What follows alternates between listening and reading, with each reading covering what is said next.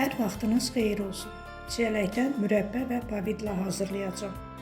Əvvəlcə çiyələyi suda biraz saxlayıb, sonra yuyuram.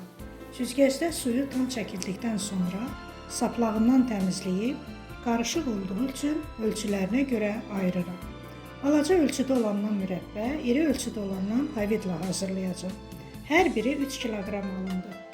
Pavidlanı mən necə hazırlayıram, onu sizlərlə bölüşürəm. 3 kiloqram çiyələyi bişirəcəyim ləyənə töküb blenderlə əzirəm. Üzərinə 1 kiloqram şəkər tozu əlavə edirəm. 3 kiloya 1 kilo kifayət edir. Qazın üzərinə qoyub orta odda qaynamağa buraxıram. Üzərinə yığılan kəfi, biz kəf deyirik, çay süzənlə yığıram.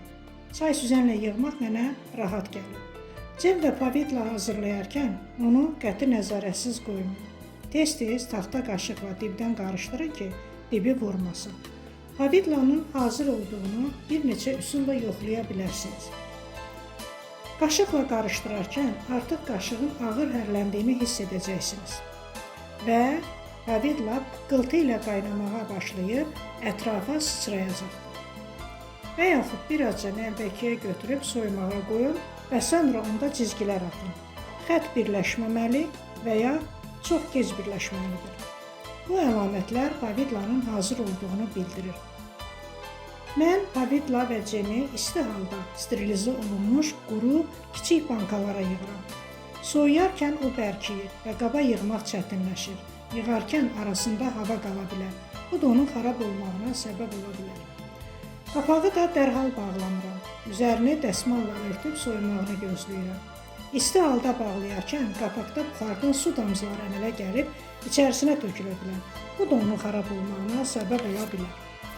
Tam soyuduqdan sonra sterilizə olunmuş quru qapaqlarla möhkəm bağlayıb sərin yerdə saxlayıram. Pavidla qaldıqca bərkiyəcəkdir.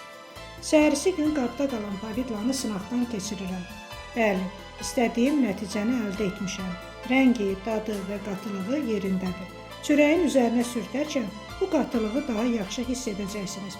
Çünki ətrafa yayılmayacaq və axmayacaq. Hazırlayan hər kəsə nuş olsun.